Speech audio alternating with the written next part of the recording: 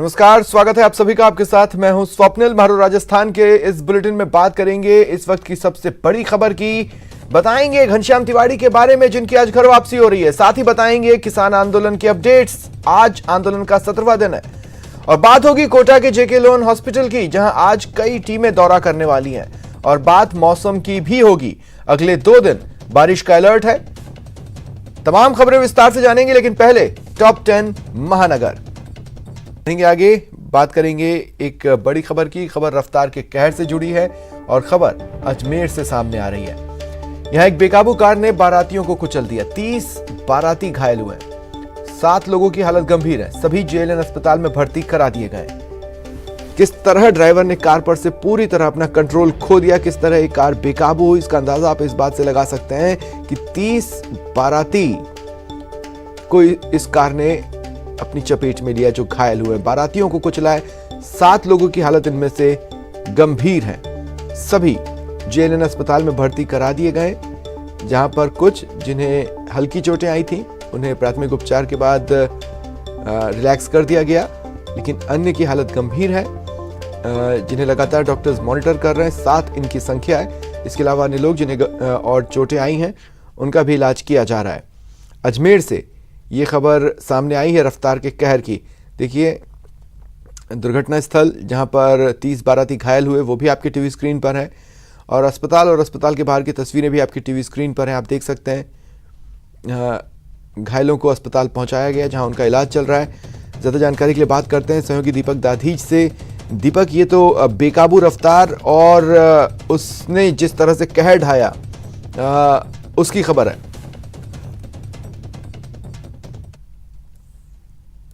पानी वाली ये घटना सामने आई है, जहां पर कल रात शास्त्री नगर के लक्ष्मी नयन जो शादी समारोह स्थल है, वहां पर एक मासूर परिवार में शादी थी।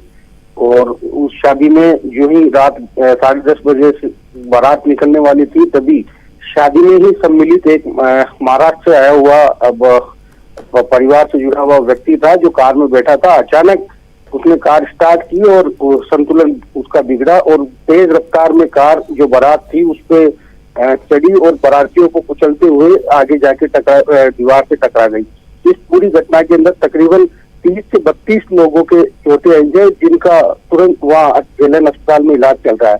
फिलहाल जो जानकारी सामने आई है उसमें जो लोग थे उनको, बारातियों को कुछ मामूली चोटें आई, लेकिन 7 जनों की हालत गंभीर बताई जा रही है और उनका इलाज अभी जेएलएन अस्पताल में चल रहा है। घटना की जानकारी मिलते ही सिविल लाइन थाना पुलिस भी मौके पर पहुंच गई थी और कार को जब्त कर जांच पड़ताल में जुटी। बताया जा रहा है कि कार के अंदर जब पुलिस ने तलाशी ली तो उसमें शराब की और बियर की बोतलें भी मिली है, जिसके आधार पर जो कार चालक था उसका मेडिकल मुआयना आज करवाया जाएगा कि वो नशे में था या नहीं था। पूरी घटना को लेकर जिस तरीके से शादी समारोह की खुशियां थी वो अचानक मातम में बदल गई और मौके पर अफरा तफरी का माहौल हो गया। चीख पुकार सुनाई देने लगी। तो कहा जा सकता है कि एक बड़ी दुखद घटना इस परिवार के साथ थी। जी दीपक, कार में शराब मिली, लेकिन कार जो व्यक्ति चला रहा था क्या वो पकड़ में आया है? क्या उसका मेडिकल कराया गया है? बिल्कुल स्वप्निल, रात को ही पुलिस ने कार को जब्त कर लिया था और जो कार चालक था उसे भी हिरासत में ले लिया था। अभी सुबह पुलिस जो कार चालक है उसका मेडिकल मुआयना कराएगी और ये पता लगाने की कोशिश करेगी कि जो कार चालक था वो नशे में था या और किसी प्रकार से उसका संतुलन बिगड़ा। जी सर, ठीक है, शुक्रिया तमाम जानकारी के लिए।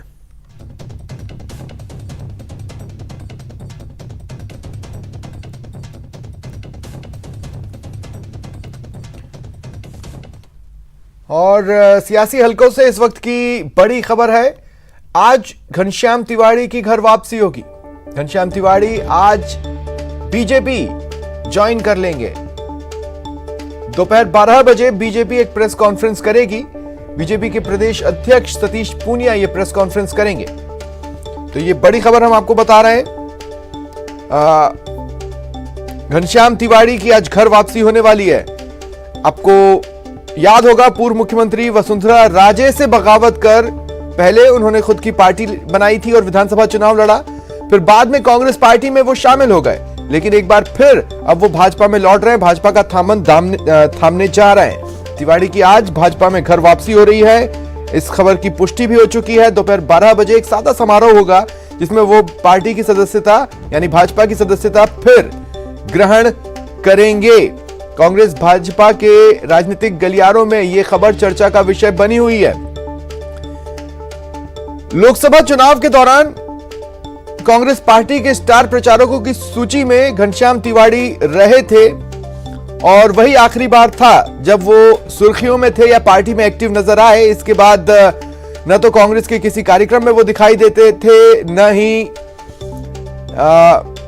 मुझे याद नहीं पड़ता कि इस दौरान कांग्रेस ने जितने भी धरने या प्रदर्शन किए उसमें उन्होंने शिरकत की हो। बहरहाल माना यह जा रहा है कि घनश्याम तिवाड़ी ने खुद को कांग्रेस में अलग थलग महसूस किया, जिसकी वजह से वो इस फैसले पर पहुंचे। हालांकि ये बात भी सही है कि अलग अलग विचारधाराएं थीं कांग्रेस और भाजपा की, लेकिन इसके बावजूद घनश्याम तिवाड़ी ने कांग्रेस ज्वाइन की थी। इसके पीछे वजह मुख्यमंत्री अशोक गहलोत से उनके नजदीकी रिश्तों को माना जा रहा था। कहा तो यह जाता ही है कि सीएम अशोक गहलोत के कहने पर ही तिवाड़ी कांग्रेस में शामिल हुए थे, लेकिन एक संघनिष्ठ चेहरा रहे हैं और ऐसे में संघ नेताओं की भी कोशिश थी कि घनश्याम तिवाड़ी मान जाएं। संघ हालांकि नहीं चाहता था कि वो पार्टी से अलग हो, लेकिन उन्होंने अपनी पार्टी बनाई, फिर कांग्रेस ज्वाइन की।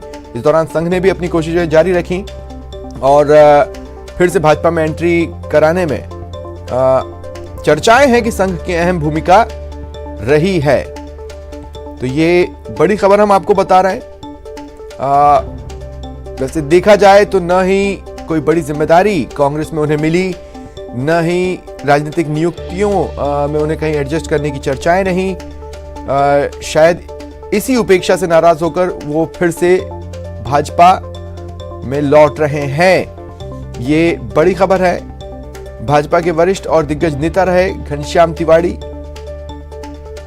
जिन्होंने अपनी पार्टी बनाई और फिर कांग्रेस ज्वाइन की, आज वो घर वापसी कर रहे हैं।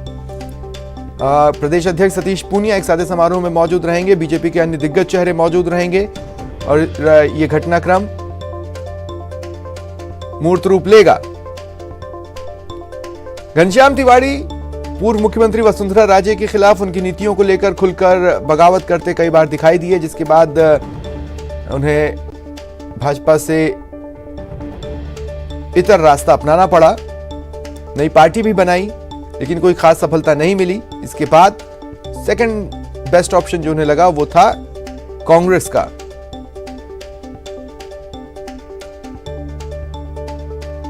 तो स्टेज सज चुका है और अब घनश्याम तिवाड़ी वापस बीजेपी में लौट रहे हैं।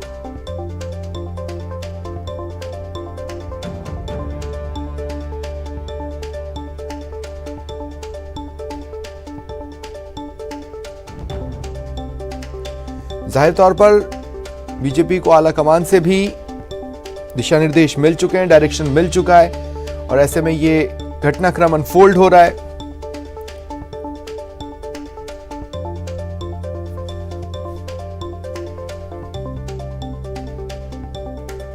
तो ये एक बड़ी राजनीतिक हलचल है।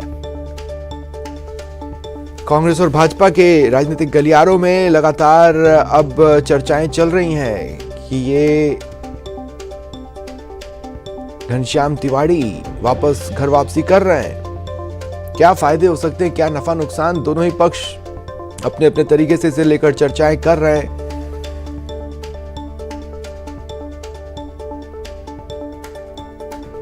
और अब चर्चाएं इस बात की भी हो रही हैं कि कहीं ये शुरुआत तो नहीं है, क्योंकि कुछ और चेहरे थे जो बीजेपी से कांग्रेस में शामिल हुए थे घनश्याम तिवाड़ी के साथ ही। ऐसे में क्या वो चेहरे भी भाजपा में लौटेंगे? राजकुमार रिणवा, सुरेंद्र गोयल, ये वो दो चेहरे थे जिन्होंने कांग्रेस का दामन थामा था घनश्याम तिवाड़ी के आसपास ही, उनके साथ ही। और अब अटकलें हैं, चर्चाएं हैं कि क्या ये दोनों नेता भी छिटक सकते हैं कांग्रेस से।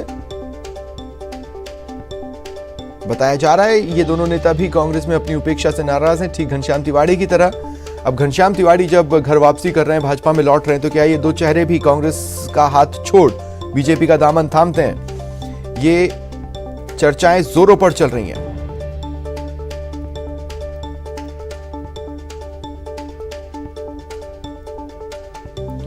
अपनी एक सियासी शख्सियत है, अपनी एक कद्दावर शख्सियत है प्रदेश की राजनीति में घनश्याम तिवाड़ी की।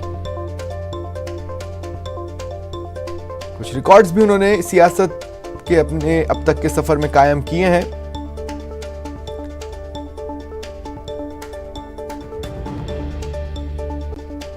जब बीजेपी का शासन प्रदेश में चल रहा था उस वक्त लगातार वो यहां तक कि विधानसभा में भी अपनी ही पार्टी के खिलाफ राय रखते या सवाल उठाते देखे गए।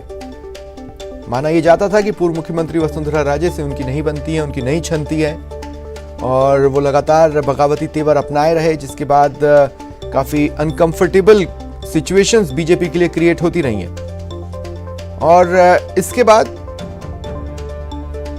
जब उन्होंने अपनी पार्टी बनाई, बीजेपी ने भी कोई खास कोशिश उन्हें रोकने की हो, ऐसी बातें सामने नहीं आई। हालांकि बयान जरूर हुए।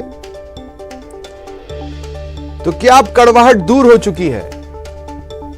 यह भी एक बड़ा सवाल है। और चलिए सीधा चलते हैं सहयोगी सुधीर शर्मा के पास, जो कि इस वक्त मेरे साथ जुड़ रहे हैं। सुधीर, कहने में तो ऐसा लग रहा है कि वक्त की बात थी, देखना था कि शायद कब लौटेंगे। हाँ, देखिए, कह सकते हैं कि लगातार ये बना हुआ था, ये जब से संघ पृष्ठभूमि के माने जाने वाले घनश्याम तिवाड़ी की घर वापसी इस तरह से होगी, ये लगातार कयास लगाए जा रहे थे। क्योंकि मनमुटाव के चलते उन्होंने पहले भारत वाहिनी पार्टी बनाई, और वो भारत वाहिनी पार्टी जो कि पूरे संघ की तर्ज पर ही काम कर रही थी, यानी संघ का एक अलग से धड़ा था। और उसके बाद अब जो सामने निकल कर आया कि कांग्रेस उन्होंने ज्वाइन कर ली। कांग्रेस ज्वाइन करने के बाद उन्होंने लगातार कांग्रेस के कई मंच उन्होंने साझा नहीं किया। एक तरह से कांग्रेस में भी जाके वो अलग थलग ही नजर आ रहे थे, लेकिन तब से ये माना जा रहा था कि उनकी घर वापसी होगी। और आखिरकार आज वो दिन आया है जब घनश्याम तिवाड़ी की वापस घर वापसी होगी। दोपहर 12 बजे भाजपा मुख्यालय में वो फिर से भाजपा की सदस्यता ग्रहण करने वाले हैं। इस दौरान भाजपा प्रदेश अध्यक्ष सतीश पूनिया मौजूद रहेंगे, नेता प्रतिपक्ष गुलाब चंद कटारिया मौजूद रहेंगे, और घनश्याम तिवाड़ी के साथ और भी कुछ लोग सदस्यता ले सकते हैं, जो कि जो कार्यकर्ता के रूप में हो सकते हैं। लेकिन चूंकि अब एक सिलसिला चला है वापसी का, घर वापसी का।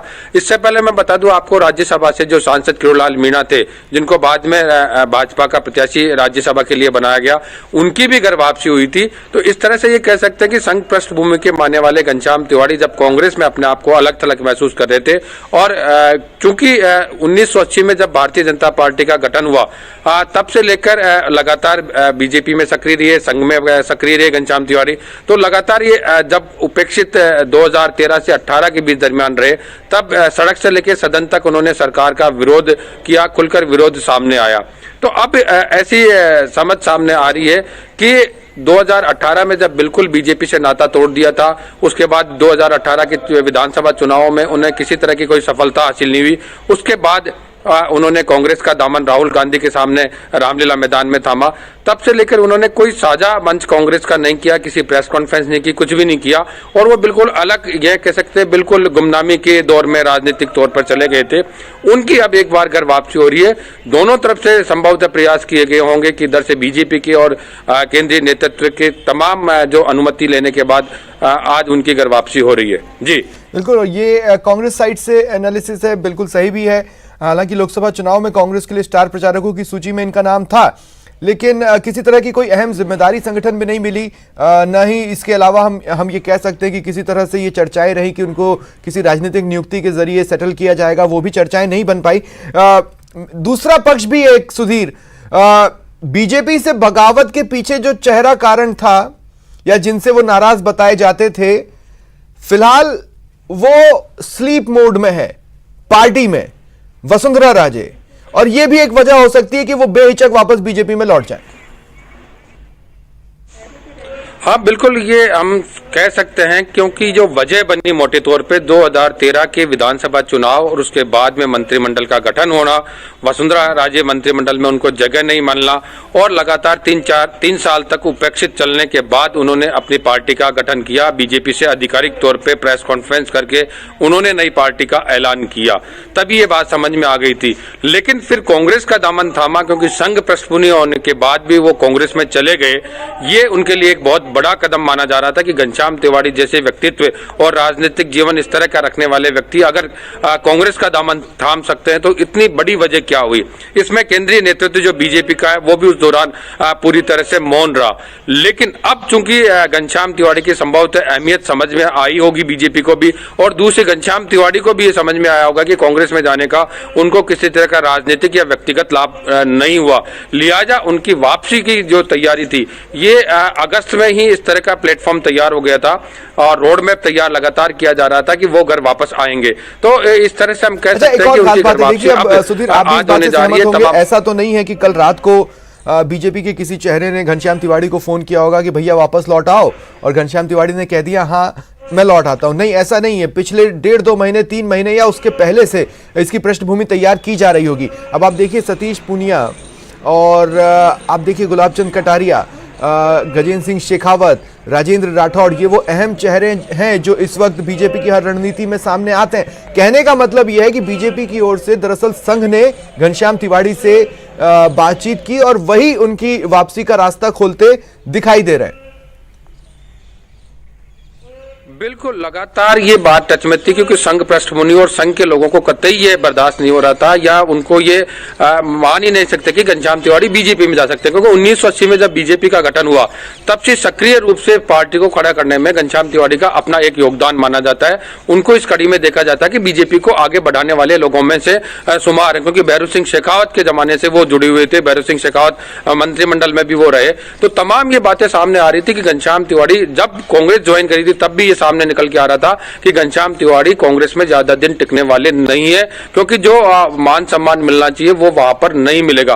क्योंकि राजनीतिक समीकरण कुछ इस तरह के सामने बन गए थे कि उन्होंने पहले भारत वाहिनी और फिर कांग्रेस का दामन थामा, तो वो राजनीतिक कारणों या यूं कहे किसी एक व्यक्ति विशेष के चलते उनको बीजेपी को छोड़ना पड़ा था। इस तरह की परिस्थितियां उनके सामने बनाई गई और इस तरह से उपेक्षित किया गया। तो उस समय उनको ये लगा कि अलग पार्टी बनाकर यहाँ प्रदेश में तीसरे मोर्चे के रूप में खड़ा किया जाए एक दल, लेकिन वो कामयाब नहीं हो सके। उनकी पार्टी को एक भी टिकट नहीं मिली, यहां तक कि 2013 में सर्वाधिक वोटों से जीतने वाले भाजपा के उम्मीदवार के तौर पे वो थे, लेकिन उनको 2018 के चुनाव में तमाम बातचीत के लिए। और कोटा से बड़ी खबर है, जेके लोन अस्पताल में बच्चों की मौत मामले से जुड़ी ये बड़ी खबर। अपडेट्स जान लीजिए। बाल आयोग अध्यक्ष आज कोटा आएंगी, संगीता बेनीवाल आज कोटा आएंगी, जेके लोन हॉस्पिटल जाएंगी और वहां के हालात का निरीक्षण करेंगी।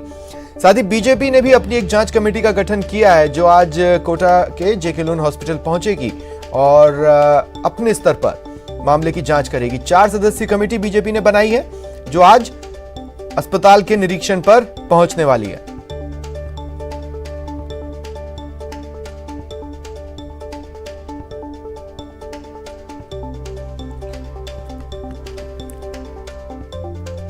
ठीक साल 2019 की तरह साल 2020 में भी ये सवाल गूंज रहा है कि आखिर कोटा के जेके लोन हॉस्पिटल को हुआ क्या है, आखिर मासूमों की मौत का जिम्मेदार कौन है। सरकार ने भी एक कमेटी का गठन किया है जिसे 3 दिन में जेके लोन हॉस्पिटल और वहां के हालात पर अपनी रिपोर्ट सरकार को सौंपनी है। बीजेपी ने एक कमेटी का गठन किया है जो दौरा करेगी और अपने स्तर पर निरीक्षण करेगी। वहीं बाल आयोग अध्यक्ष भी आज पहुंचने वाली हैं। और कोटा से सहयोगी शाकिर अली और जयपुर से सहयोगी सचिन इस वक्त मेरे साथ लाइव जुड़ रहे हैं। सबसे पहले शाकिर, मैं आपके पास आ रहा हूं। शाकिर, जेके लोन हॉस्पिटल का सॉल्यूशन पहुंचे या ना पहुंचे, लेकिन सियासत आज जमकर पहुंचने वाली है।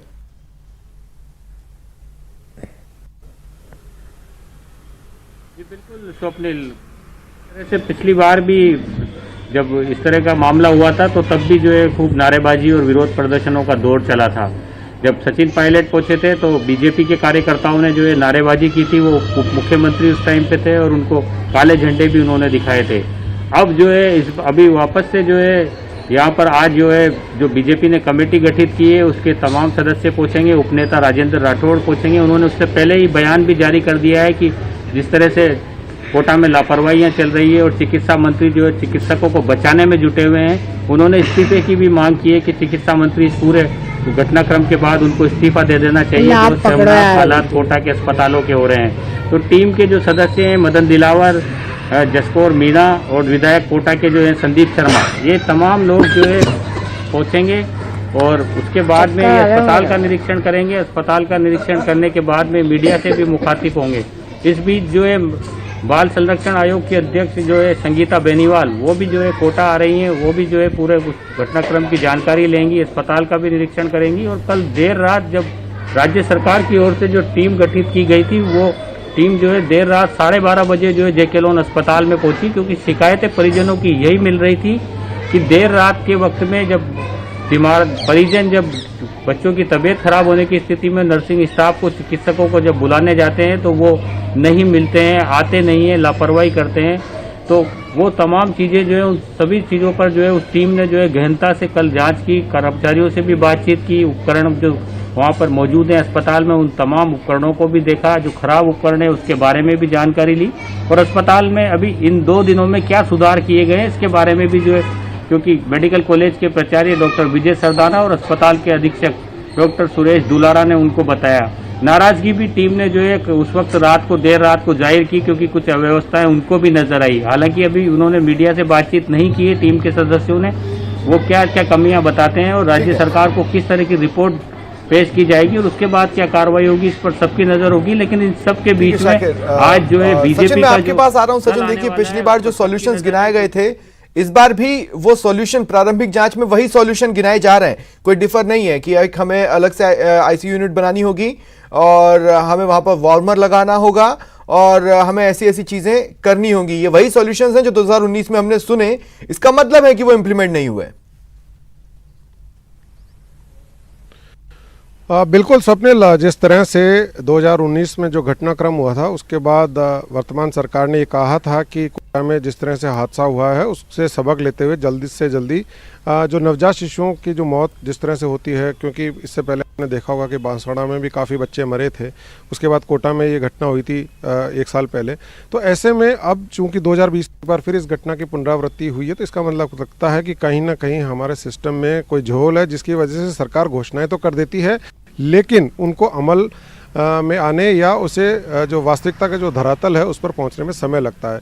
अब जिस तरह से इस घटना की भी बात करें तो आनंद फानन में जिस तरह से सारी व्यवस्थाएं की जा सकती थी वो की गई हैं। एक 12 बेड का NICU शुरू कर दिया गया है। इसके अलावा जो चिकित्सा शिक्षा सचिव हैं वैभव गालरिया, उन्होंने कल VC की थी एक वीडियो कॉन्फ्रेंसिंग के जरिए, जो जेके लोन हॉस्पिटल है वहाँ पर किस तरह से व्यवस्थाएं हैं उसको लेकर के वहाँ के जिला कलेक्टर से, CMHO से और अस्पताल के जो अधीक्षक हैं उनके साथ बैठ करके एक वीडियो कॉन्फ्रेंसिंग की थी, जिसमें ये देखा गया था कि वहाँ पर जो मौजूदा उपकरण हैं वो कितने फंक्शनल हैं।